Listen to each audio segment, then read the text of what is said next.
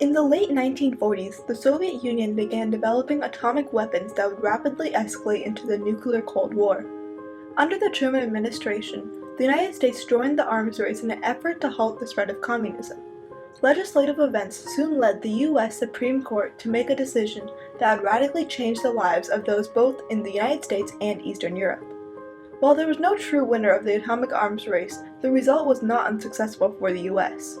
The Department of State and Defense document, NSC 68, stimulated U.S. involvement in the Cold War and catalyzed diplomatic debates concerning communism, nuclear weapons, and the future of the European continent. The United States showed the world that the Cold War could be an asset, not only in checking the power of the Soviet Union, but also essential in building a stronger, unified national identity. In the 1840s, Karl Marx and Friedrich Engels, two highly respected philosophers, published the Communist Manifesto. This piece of literature called for the working class to revolt against the powerful capitalist system and create their own political ideology and socio-economic system that advocated for common ownership without hierarchy. These fundamental pillars would set the stage for the spread of communism. The communist ideology spread throughout Europe and gained widespread support in Russia by 1905, when the first communist uprising occurred. By 1917, communist organizers had enough manpower to launch Russia into a civil war that lasted until the creation of the Union of Soviet Socialist Republics in 1922. This new form of government greatly opposed Western ideals, thus contributing to the rising tensions between both political factions in the United States and the Soviet Union. In the Western Hemisphere, American scientists and researchers sought to invent the first nuclear weapon in response to the trepidation that German scientists had been working with nuclear technology that Adolf Hitler was prepared to use since 1930, hence creating the Manhattan Project in 1942. The high risk behind these massive secrets created the world's first opposing superpowers. The US and countless other countries in the Western Bloc faced enormous pressures to join the arms race. Anti-communist propaganda propped up in various places around the nation, calling for rallies and government intervention to stop the spread of communism. Fear-mongering and scare tactics were often used to spark debates that identify and minimize those allied with the communists. Joseph McCarthy, an American senator who played a critical role in fear-mongering during the rising tensions, stated that communists have infected the United States. This outlook became known as McCarthyism and impacted the nation as hysteria grew. Combined with other pressures, such as the unwillingness to let the Soviet Union advance above the US in the race for arms, the United States would soon join the diplomatic battle. In 1940, Howard W. Smith passed the Smith Act in response to the escalation of armed conflict in Europe and what appeared to be the steady incline of communist and socialist movements in the United States.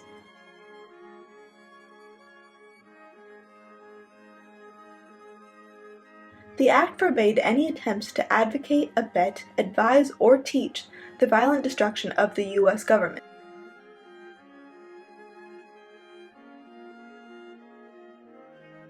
Following the Marshall Plan led by the Truman administration, the National Security Council paper NSC 68 was released by the State Department.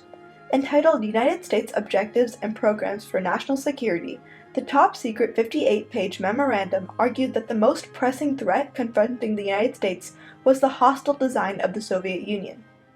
The document concluded that nuclear weapons would significantly augment the Soviet threat. In response and claimed defense, NSC 68 gained support for the massive buildup of United States military and nuclear weaponry. The North Atlantic Treaty Organization was created in 1949 in direct response to the spread of communism. NATO was proposed to provide security against the Soviet Union in opposition to the Warsaw Pact. Furthermore, NSC 68 brought on this collective change by expanding the U.S. military presence in Europe to amplify their success in advancing their arsenal. In 1950, the United States officially joined the arms race, and instantly rejected their idea of isolationism for fear that it would lead to Soviet domination of Eurasia. NSC 68 argued that a preventive strike against the Soviet Union would invite retaliatory strikes that would devastate Western Europe, thus eliminating the offensive tactic. The memorandum, however, did not rule out negotiations with the Soviet Union that would suit the United States and its allies. Ultimately, the report stated that such an approach would only succeed if the United States could create political and economic conditions in a free world. NSC 68 concluded that the only plausible way to deter the Soviet Union was for President Truman to support the significant incline of conventional and nuclear arms. Many opposed the government decision, such as George Kennan. He debated with supporters that the United States already had a substantial military advantage and that the U.S. could contain the Soviet Union through political and economic measures rather than purely military ones. However, following the invasion of South Korea by communists, NSC 68 became policy in the United States, allowing Americans to change their view of civil rights and liberties. I don't think there's ever been a moment of greater uncertainty in the relationship between the United States and Russia than the one we are now going through. And that means that we are forced, as Americans, to look for new guidelines in our approach to our relations with that country. As the United States rapidly increased the U.S. arsenal due to NSC 68, various threats to national security arose. In 1951, the infamous couple, Julius and Ethel Rosenberg, were convicted for espionage. Julius Rosenberg conspired to work as an agent for the Soviet Union, reportedly convincing his brother-in-law to gather information for the Soviets. This valuable case presented the fact that the memorandum held abuse of power that paralleled the Smith Act.